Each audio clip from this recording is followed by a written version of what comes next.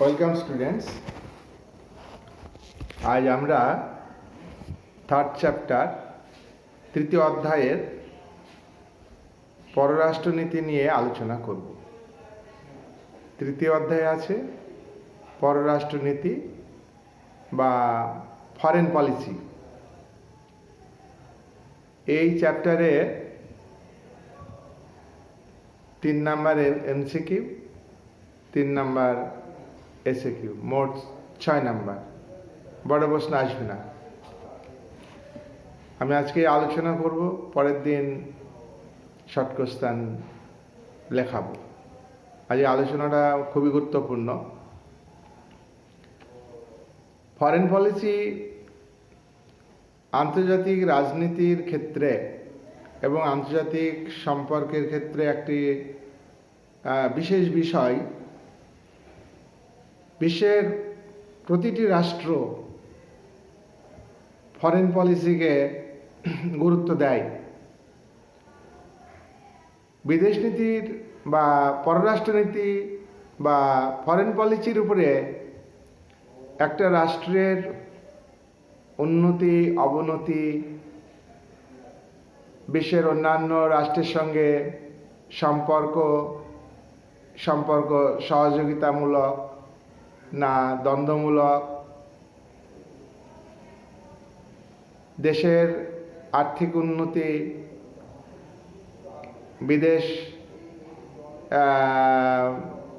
বিদেশে আন্তর্জাতিক ক্ষেত্রে দেশের অবস্থান ইত্যাদি নির্ধারণের ক্ষেত্রে পররাষ্ট্রনীতি গুরুত্বপূর্ণ ভূমিকা পালন করে।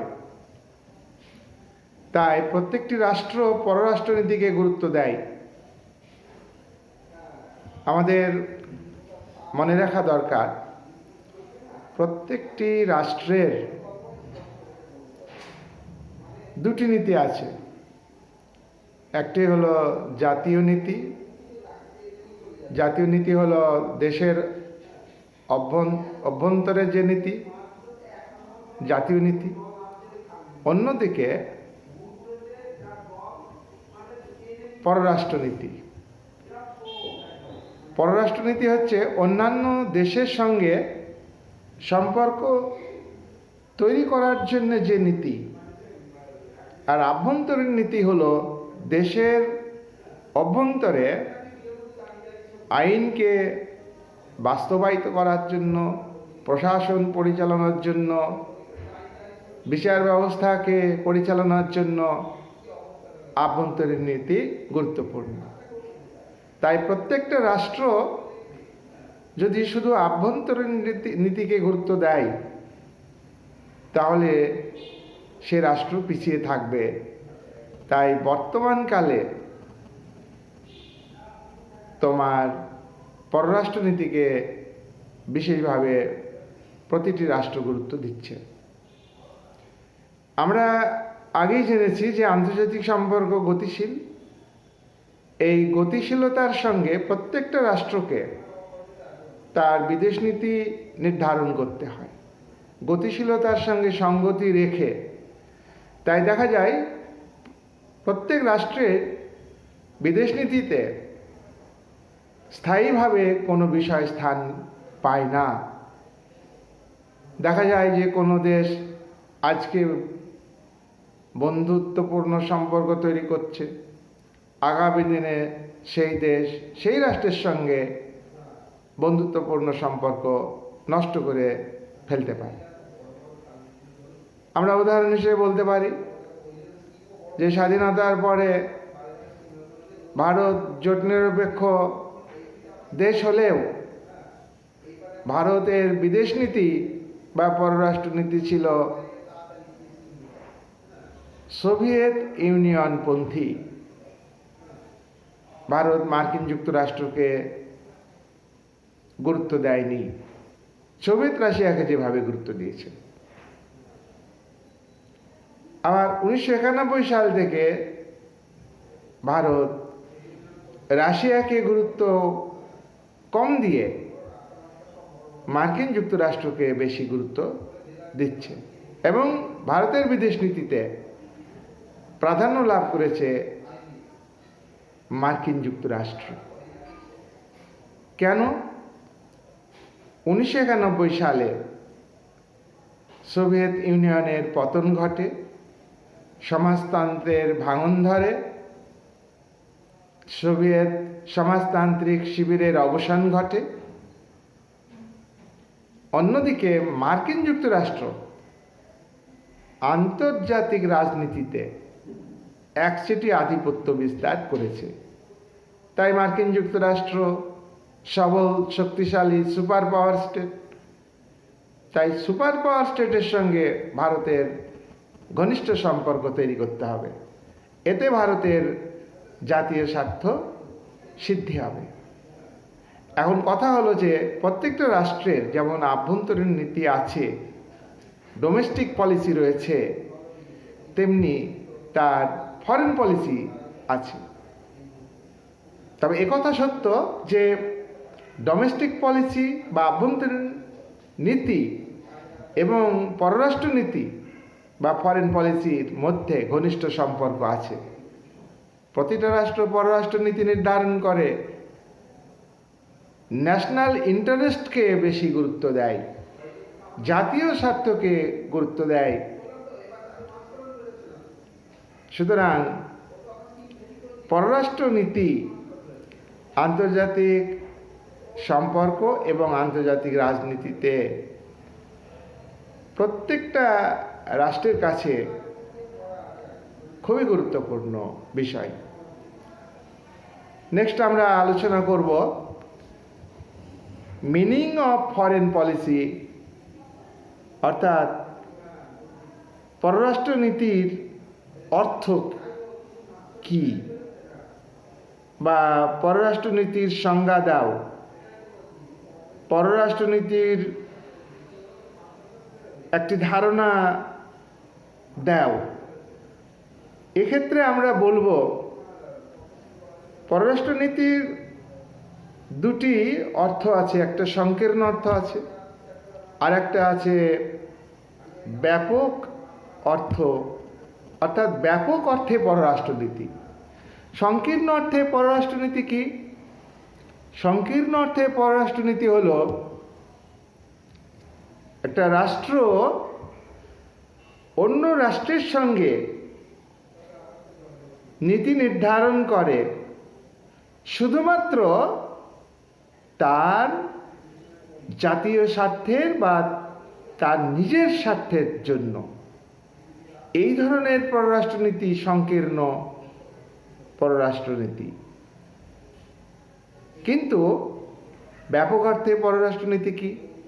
ব্যাপক অর্থে পররাষ্ট্রনীতি হলো একটা রাষ্ট্র যখন জাতীয় স্বার্থকে গুরুত্ব দেয় এবং তার পাশাপাশি অন্য রাষ্ট্রের আচরণকে, অন্য রাষ্ট্রের মনোভাবকে প্রভাবিত করে, নিয়ন্ত্রিত করে এবং তার মধ্য দিয়ে জাতীয় স্বার্থকে ব্যাপকভাবে চরিতার্থ করে।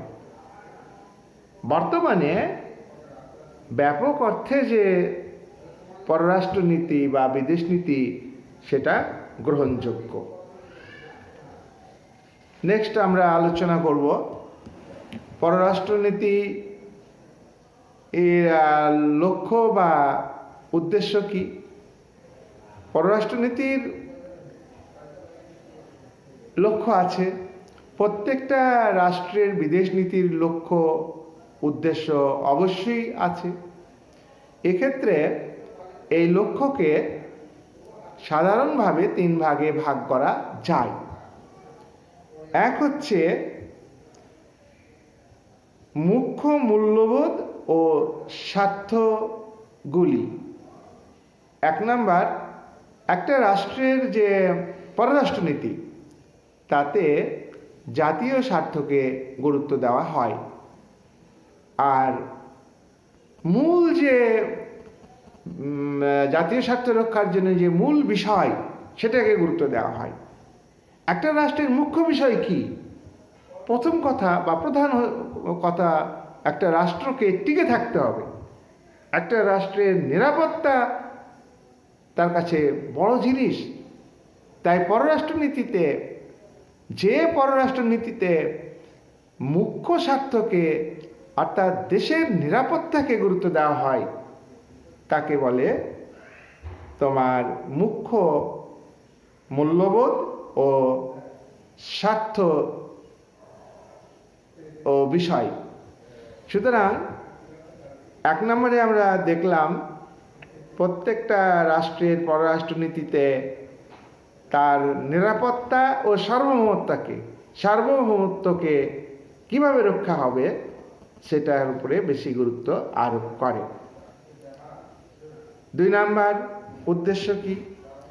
2 নম্বর উদ্দেশ্য হলো যে একটা রাষ্ট্র শুধু তার জাতীয় স্বার্থ,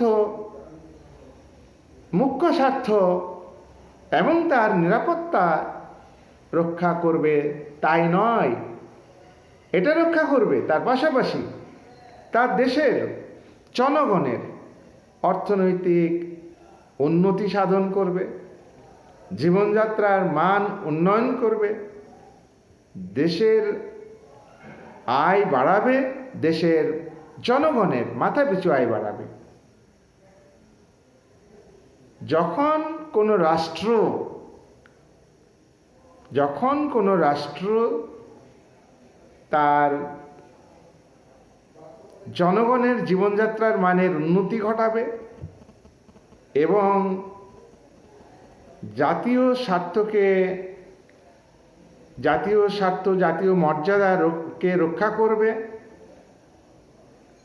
জাতীয় আয় বৃদ্ধি করবে এবং মাথাপিছু আয় বৃদ্ধি করবে, এইগুলোর উপরে ভিত্তি করে যদি পররাষ্ট্রনীতি নির্ধারণ করে তাহলে বুঝতে হবে সেই পররাষ্ট্রনীতি হলো মাঝারি পাল্লার পররাষ্ট্রনীতি। মাঝারি পাল্লার পররাষ্ট্রনীতি, মধ্য পাল্লার পররাষ্ট্রনীতি। নাম্বার 3 নম্বর উদ্দেশ্য কি পররাষ্ট্রনীতির? পররাষ্ট্রনীতিতে আমরা প্রথম পয়েন্টে বলেছি যে মুখ্য স্বার্থ দেশের নিরাপত্তা, দেশের সার্বভৌমত্ব। 2 নম্বর বলেছি দেশের জনগণের জীবনযাত্রার মানের উন্নতি করা এবং জাতীয় আয় বৃদ্ধি, জাতির মর্যাদা বৃদ্ধি। 3 নম্বরে আমরা দেখব যে 3 নম্বর উদ্দেশ্য হচ্ছে যে আন্তর্জাতিক ক্ষেত্রে বিদেশ নীতির লক্ষ্য হবে রাজনৈতিক যে মতাদর্শ, পলিটিক্যাল ইডিওলজি, সেই ইডিওলজিকে অন্য দেশে ছড়িয়ে দেওয়া। কোন একটা রাষ্ট্র গণতান্ত্রিক রাষ্ট্র, সেই রাষ্ট্রটা যখন কোনো রাষ্ট্রের সামরিক সরকারের সঙ্গে সম্পর্ক তৈরি করবে, অর্থাৎ সেই দেশটা সামরিক প্রধান, তিনি দেশের রাষ্ট্রনায়ক। গণতান্ত্রিক দেশ যখন সামরিক নায়কের সঙ্গে অর্থাৎ সেই দেশের সঙ্গে পররাষ্ট্রনীতি নির্ধারণ করবে, গণতান্ত্রিক রাষ্ট্রের লক্ষ্য থাকবে যে ওই দেশে তার গণতান্ত্রিক ব্যবস্থাকে প্রসারিত করা। এটা হচ্ছে দূরপাল্লার উদ্দেশ্য।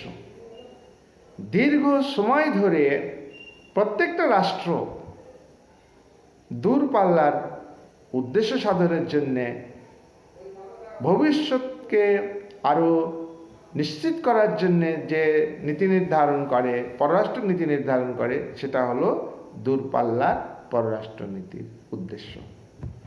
তাহলে পররাষ্ট্রনীতির 3টি উদ্দেশ্য।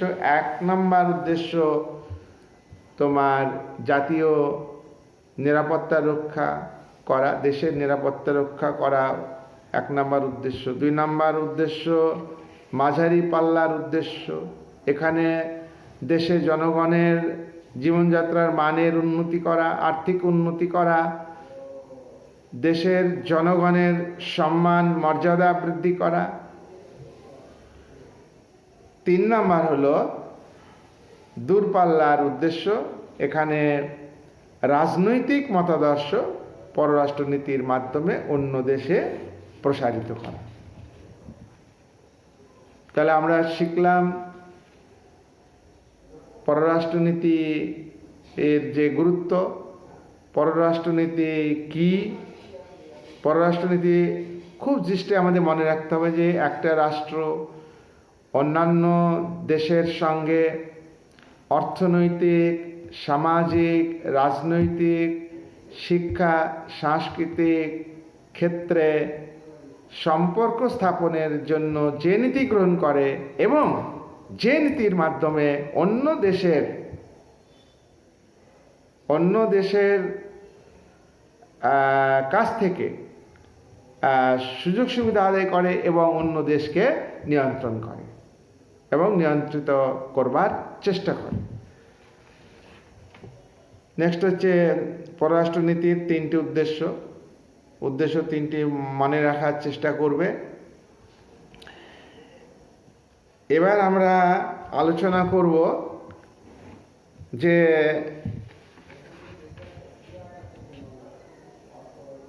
তোমার ভারতবর্ষের পররাষ্ট্রনীতি আমাদের সিলেবাসে রয়েছে। ভারতের পররাষ্ট্রনীতি, ফরেন পলিসি। আমরা আগেই জানি যে একটা দেশ সার্বভৌম দেশ হলে বা রাষ্ট্র হলে তবেই সেই রাষ্ট্র অন্যান্য দেশের সঙ্গে আর্থিক, সামাজিক, রাজনৈতিক, শিক্ষা ও সাংস্কৃতিক ক্ষেত্রে সম্পর্ক তৈরি করতে পারে এবং সম্পর্ক তৈরি করার ক্ষেত্রে যে নীতি গ্রহণ করে সেটাই হলো পররাষ্ট্রনীতি। তাহলে ভারত সার্বভৌম স্বাধীন রাষ্ট্র, ভারতের অবশ্যই পররাষ্ট্রনীতি আছে। ভারত 1947 সালে 15ই আগস্ট স্বাধীনতার পর বিদেশ নীতি গ্রহণ করেছে। সর্বোপরি সংবিধান রচনার কাজ শেষ হয় এবং সংবিধান কার্যকরী হয় এবং 1952 সালে নির্বাচনের মাধ্যমে ভারত সরকার গঠিত হয়। এই সরকার অন্যান্য রাষ্ট্রের সঙ্গে সম্পর্ক স্থাপনে উদ্যোগ গ্রহণ করে। সাধারণভাবে আমরা ইতিপূর্বে জেনেছি যে ভারতের পররাষ্ট্রনীতির মূল ভিত্তি হলো জোট নিরপেক্ষতা। যে পরিস্থিতিতে ভারত স্বাধীনতা লাভ করেছে সেই সময়ে আন্তর্জাতিক সম্পর্কে দুটো সুপার পাওয়ার স্টেটের আবির্ভাব ঘটেছে। 1945 সালে মার্কিন যুক্তরাষ্ট্র পরমাণু বোমার আবিষ্কার এবং তার প্রয়োগ করেছে। 1949 সালে সোভিয়েত ইউনিয়ন পরমাণু বোমা তৈরি করেছে এবং সোভিয়েত ইউনিয়ন ও মার্কিন যুক্তরাষ্ট্রের মধ্যে ইডিওলজিক্যালি পার্থক্য আছে। সোভিয়েত ইউনিয়ন সমাজতান্ত্রিক ব্যবস্থাকে চালু করেছে এবং সোভিয়েত ইউনিয়ন বিশ্বে বিভিন্ন দেশে সমাজতন্ত্র সম্প্রসারণের উদ্যোগ গ্রহণ করেছে এবং সমাজতান্ত্রিক দেশগুলিকে নেতৃত্ব দিয়েছে। অন্যদিকে মার্কিন যুক্তরাষ্ট্র যুদ্ধ বিধ্বস্ত অর্থাৎ দ্বিতীয় মহাযুদ্ধে বিধ্বস্ত পশ্চিমী দেশগুলিকে অর্থনৈতিক সাহায্যের হাত বাড়িয়েছে, সামরিক সাহায্যের হাত বাড়িয়েছে, সামরিক সহযোগিতা করবার জন্য এবং সোভিয়েত ইউনিয়নের সম্প্রসারণকে প্রতিরোধ করার জন্যে পশ্চিমী দেশগুলিকে নিয়ে ন্যাটো জোট গঠন করেছে, সামরিক জোট। বিশ্বের এহেন পরিস্থিতিতে এই অবস্থাতে ভারতকে ভাবতে হয়েছে যে আমরা পরাধীন ছিলাম 190 বছর ব্রিটিশ শাসিত ভূখণ্ড ভারতবর্ষ ছিল। ভারতবর্ষে অর্থনৈতিক সমস্যা তীব্র এবং রাজনৈতিক ক্ষেত্রেও আমরা নতুন। তাই সেক্ষেত্রে আমাদের প্রয়োজনে সোভিয়েত রাশিয়ার সমর্থন, অন্যদিকে মার্কিন যুক্তরাষ্ট্রের কাছ থেকে সহযোগিতা প্রয়োজন হতে পারে। তাই ভারতবর্ষ জোট নিরপেক্ষ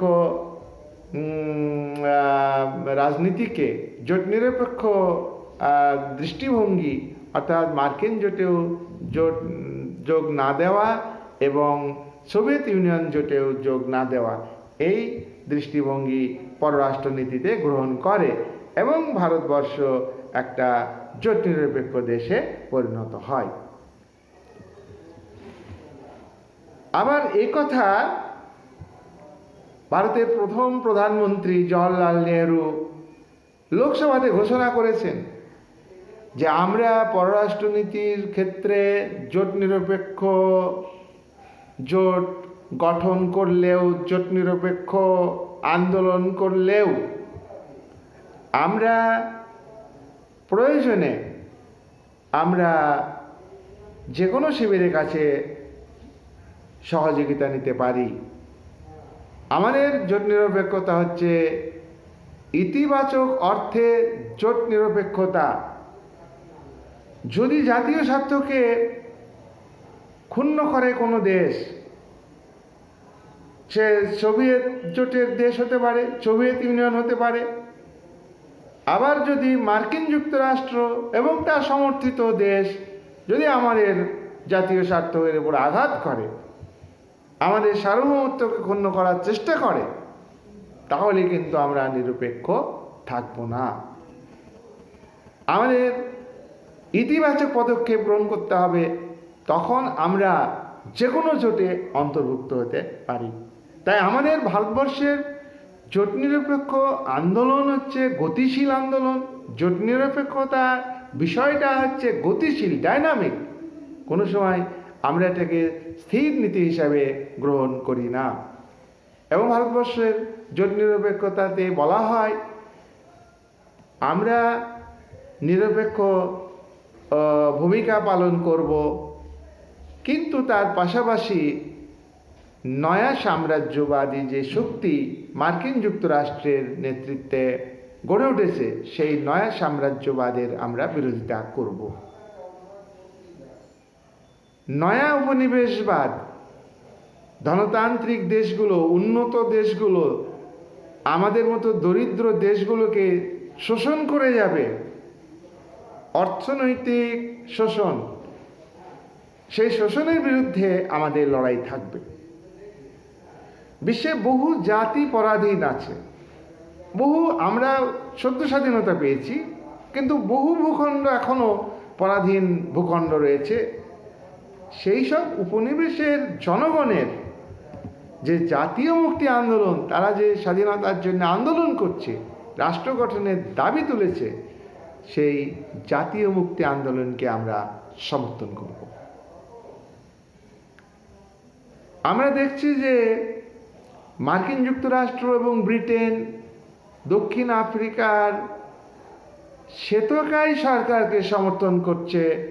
দক্ষিণ আফ্রিকার কৃষ্ণকায় মানুষের রাজনৈতিক যে অধিকার, সরকার গঠনের যে অধিকার, সেটা নেই। তারা মানুষ হিসাবে মর্যাদা লাভের জন্য এবং তাদের রাজনৈতিক অধিকার লাভের জন্য যে আন্দোলন করছে, সেই এবং মার্কিন যুক্তরাষ্ট্র ব্রিটেন যে বর্ণের ভিত্তিতে কৃষ্ণকায় মানুষকে অবহেলা করছে এবং সেখানকার শ্বেতকায় মানুষের সরকারকে সমর্থন করছে, কৃষ্ণকায় মানুষের গণতান্ত্রিক অধিকার কেড়ে নিচ্ছে, এটাকে আমরা সমর্থন করব না। তাই আমাদের আন্দোলন বর্ণবিদ্বেষের বিরুদ্ধে আন্দোলন। মার্কিন যুক্তরাষ্ট্র এবং ব্রিটেনের এই ধরনের বর্ণবিদ্বেষী মনোভাবকে, দৃষ্টিভঙ্গিকে ভারত সমর্থন করবে না। তাহলে ভারতবর্ষের যে জোট নিরপেক্ষ আন্দোলনকে বিদেশ নীতিতে গুরুত্ব দেওয়া হয়েছে, সেটা স্থায়ী নয়, এটা অত্যন্ত গতিশীল। ভারতের জাতীয় স্বার্থকে সিদ্ধি করবার জন্য, ভারতের সম্মান, মর্যাদা, আন্তর্জাতিক ক্ষেত্রে ভারতের পজিশন বৃদ্ধির জন্যে ভারত জোট নিরপেক্ষতার নীতিকে নিজের মতো করে ব্যবহার করবে, এটা ভারতের বিদেশ নীতিতে বলা হয়েছে। এখন একটা প্রশ্ন দেখা দিতে পারে যে নিরপেক্ষতা, নিউট্রালিটি, আর একটা হচ্ছে জোট নিরপেক্ষতা, এই দুটো কি এক? আমাদের সাধারণভাবে আমরা যদি ভাবি তাহলে এই দুটোকে আমরা একই মনে করব, নিরপেক্ষতা আর জোট নিরপেক্ষতা। তোমরা বলবে যে ভারত মার্কিন পুঁজিবাদী শিবিরে যোগ দেয়নি, ভারত সোভিয়েত ইউনিয়নের সমাজতান্ত্রিক শিবিরে যোগ দেয়নি, তাহলে ভারত তো নিরপেক্ষ না। নিরপেক্ষতার সংজ্ঞা আলাদা। ভারত জোট নিরপেক্ষ দেশ, কিন্তু ভারত নিরপেক্ষতার নীতিকে সমর্থন করেনি। তাই নিরপেক্ষতা আর জোট নিরপেক্ষতা সমার্থক নয়, দুটো আলাদা বিষয়। এই দুটির মধ্যে পার্থক্য আছে। কি পার্থক্য আছে?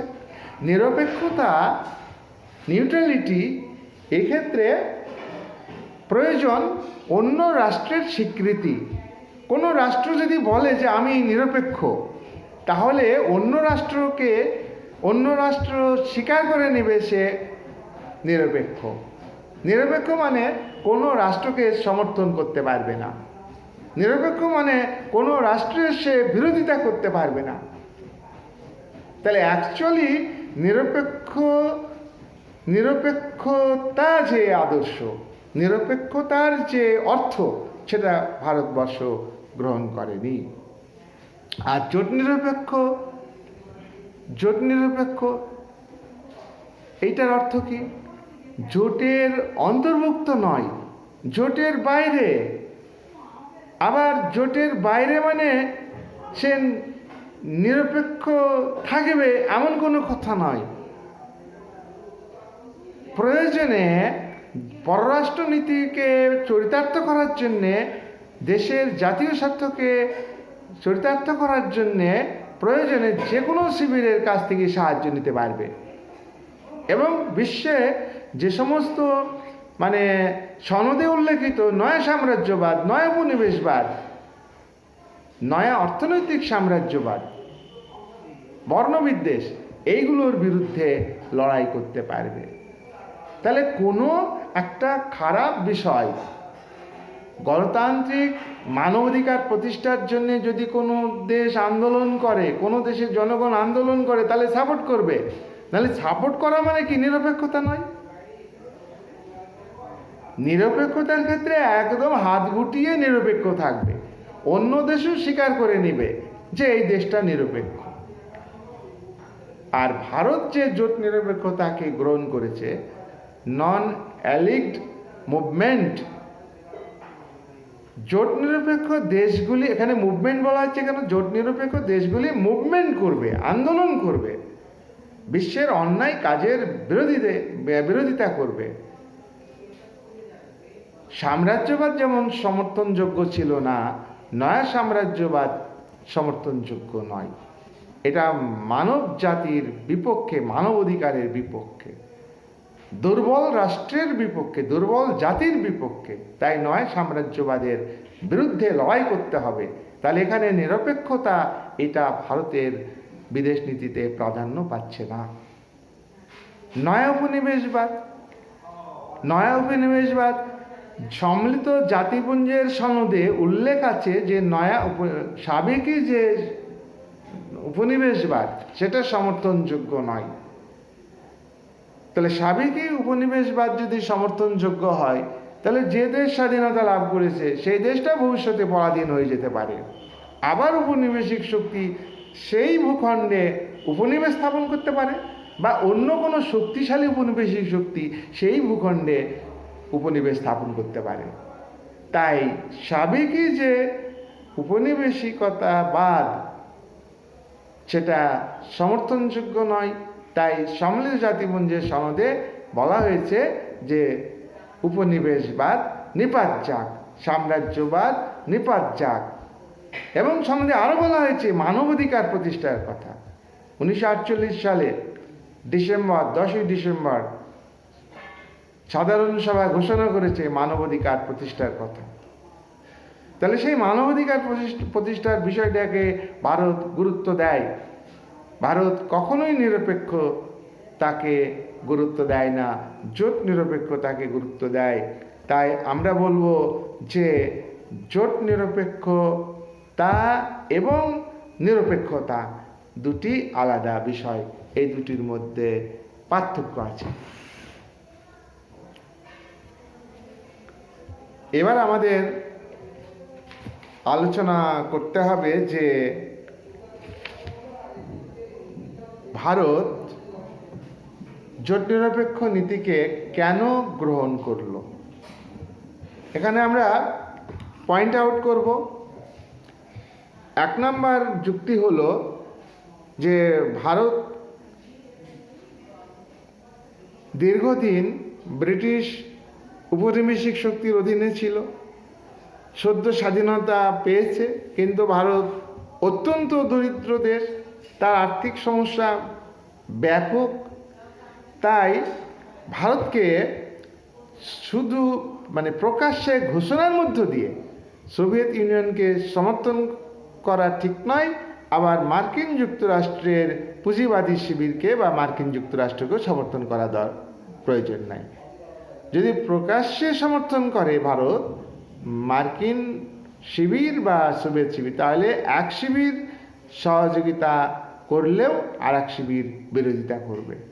কিন্তু নিরপেক্ষ থাকলে উভয় শিবিরের কাছে দেশের আর্থিক উন্নতির জন্য সহযোগিতা পাওয়া সম্ভব হবে। তাই ভারত জোট নিরপেক্ষ তাকে বা জোট নিরপেক্ষ আন্দোলন গড়ে তুলেছে।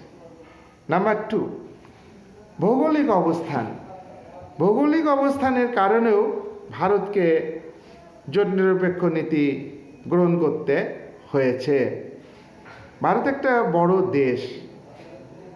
ভারত স্বাধীনতা লাভের সময় ভারতের একটি অংশ পাকিস্তান রাষ্ট্রে পরিণত হয়েছে। পাকিস্তান রাষ্ট্র মার্কিন যুক্তরাষ্ট্রের সঙ্গে বন্ধুত্ব স্থাপন করেছে, মার্কিন শিবিরে যোগ দিয়েছে। সুতরাং প্রকাশ্যে মার্কিন শিবিরে যোগ দেওয়া সম্ভব নয়। পাকিস্তানকে মোকাবেলা করতে গেলে সোভিয়েত রাশিয়ার কাছাকাছি কাশ্মীর নিয়ে যে সমস্যা, ভৌগোলিক কারণে সোভিয়েত রাশিয়া ভারতকে সমর্থন করে। তার কারণ আমেরিকার নেতৃত্বে কাশ্মীর যদি পাকিস্তান দখল করে নেয়, তাহলে সোভিয়েত রাশিয়ার ক্ষেত্রে অসুবিধাজনক। সেই কারণে সোভিয়েত ইউনিয়নও ভারতকে সমর্থন করে। এই জন্যে তোমার ভৌগোলিক অবস্থানের কারণে ভারত জোট নিরপেক্ষ নীতিকে গ্রহণ করেছে। নাম্বার 3 নম্বর কারণ হলো পুঁজিবাদ ও সমাজতন্ত্রের বিরোধিতা। দেখো, ভারত সোভিয়েত ইউনিয়ন পন্থী হলেও সোভিয়েত রাশিয়ার কমিউনিস্ট পার্টির দ্বারা প্রতিষ্ঠিত সমাজতান্ত্রিক ব্যবস্থাকে ভারত সমর্থন করে না। ভারতবর্ষের সংবিধান রচয়িতারা তারা ধনশালী শ্রেণীর প্রতিনিধি এবং তারা উদারনৈতিক গণতান্ত্রিক ব্যবস্থাকে সমর্থন করে। সংবিধান রচয়িতারা ইংল্যান্ডে তারা পড়াশোনা করেছে এবং উদারনীতি গণতন্ত্রকে তারা সমর্থন করে। তারা মার্ক্সবাদ লেনিনবাদের বিরোধিতা করে। সেই কারণে তোমার যদি সোভিয়েতকে সমর্থন করা হয়, তাহলে আদর্শগত কারণে ভারতের পক্ষে সেটা সম্ভব নয়। ভারত যেহেতু উদারনৈতিক গণতন্ত্রে বিশ্বাসী, তাই সমাজতন্ত্রের বিরোধিতা। বইয়ে সাম্যবাদ কথাটি আছে, সাম্যবাদ কথাটি ব্যবহার করতে হবে না, সমাজতন্ত্র কথাটি ব্যবহার করতে হবে। কারণ সমাজতন্ত্র আর সাম্যবাদ এর মধ্যে পার্থক্য আছে, তাই বইগুলোতে একটু ভুল আছে। আর ক্যাপিটালিজম যেটা উদারনৈতিক গণতন্ত্রে বিশ্বাস করলেও ভারতে উৎপাদনের ক্ষেত্রে ব্যক্তি মালিকানা আছে, ব্যক্তিগত মালিকানা আছে মানে যেটা চরম পুঁজিবাদ, সেই চরম পুঁজিবাদকে ভারতে স্বীকার করা হয়নি। ভারতের বিদেশ নীতিতে চরম পুঁজিবাদী যে ব্যবস্থা সেটাকে সমর্থন করেনি। ধনতন্ত্র, গণতান্ত্রিক, স্বাভাবিক যে পুঁজিবাদী ব্যবস্থা তাকে সমর্থন করেছে। অর্থাৎ এখানে এই আদর্শকে গ্রহণ করার ফলে ভারতে ব্যক্তি মালিকানার পাশাপাশি রাষ্ট্রীয় মালিকানাকেও গুরুত্ব দেওয়া হয়েছে। তাই আমরা দেখব যে ভারতে দ্বিতীয় পঞ্চবার্ষিকী পরিকল্পনাতে তোমার রাষ্ট্রীয় উদ্যোগে ভারতে কয়েকটি ভারী শিল্প গড়ে উঠেছে, লৌহ ইস্পাত শিল্প গড়ে উঠেছে সরকারি উদ্যোগে। তাই এখানে পুঁজিবাদকে, চরম পুঁজিবাদকে গ্রহণ করা হয়নি, কিন্তু উদারনীতি গণতন্ত্রের যে সাধারণ ধনতান্ত্রিক শাসন, গণতান্ত্রিক শাসন সেটাকে গ্রহণ করা হয়েছে। এই কারণেও ভারত জোট নিরপেক্ষ নীতিকে গ্রহণ করেছে। মার্কিন যুক্তরাষ্ট্রের যে পুঁজিবাদ সেটা চরম পুঁজিবাদ, চরম ধনতন্ত্র। ওখানে ব্যক্তি মালিকানাকে বিশেষভাবে গুরুত্ব দেওয়া হয়েছে। সেই আদর্শকে ভারত যদি পুঁজিবাদী শিবিরে যোগ দেয়, সেই আদর্শকে গ্রহণ করার ক্ষেত্রে অসুবিধা। সেই কারণে ভারত মার্কিন যুক্তরাষ্ট্রের শিবিরে যোগ দেয়নি। আবার ভারত সমাজতন্ত্রকে সমর্থন করে না, মার্ক্সবাদ লেনিনবাদকে সমর্থন করে না। ভারত তোমার জওহরলাল নেহরু যদিও গণতান্ত্রিক সমাজবাদ তিনি বলেছিলেন 1955 সালে যে ভারতের সমাজতান্ত্রিক ধাঁচে সমাজ ব্যবস্থা গড়ে তুলতে হবে। তাই তিনি ব্যক্তি মালিকানার পাশাপাশি রাষ্ট্রীয় মালিকানাকেও গুরুত্ব দিয়েছেন। কিন্তু শ্রেণী সংগ্রাম ও বিপ্লবের মাধ্যমে সমাজতন্ত্র প্রতিষ্ঠিত হবে ভারতে, এটাকে তিনি মেনে নিতে পারেননি। তাই সমাজতন্ত্রের বিরোধিতা এবং চরম পুঁজিবাদের বিরোধিতার কারণেও ভারতের বিদেশ নীতিতে জোট নিরপেক্ষ নীতিকে গ্রহণ করা হয়েছে। 4 নম্বর পয়েন্ট, ভারতে কেন পররাষ্ট্রনীতির ক্ষেত্রে জোট নিরপেক্ষ নীতিকে গ্রহণ করা হলো? বিভিন্ন মনীষীদের প্রভাব ভারতবর্ষের বিদেশ নীতিতে আছে। আমরা গান্ধীজির কথা জানি। গান্ধীজি, রবীন্দ্রনাথ ঠাকুর, অরবিন্দ, এই সমস্ত মনীষী তারা কিন্তু পশ্চিমী গণতন্ত্রকে সমর্থন করেন। রবীন্দ্রনাথ আইনের চোখে সবাই সমান, রামমোহন আইনের চোখে সবাই সমান এ কথা বললেও তারা কিন্তু অর্থনৈতিক ক্ষেত্রে সাম্য প্রতিষ্ঠা, ভারতের ধনী গরিবের ব্যবধান থাকবে না, এইটার উপরে তারা গুরুত্ব দেননি। তারা পশ্চিমী যে গণতন্ত্র সেটাকে বেশি গুরুত্ব দিয়েছেন। আবার বিবেকানন্দ সাম্যের কথা বলেছেন।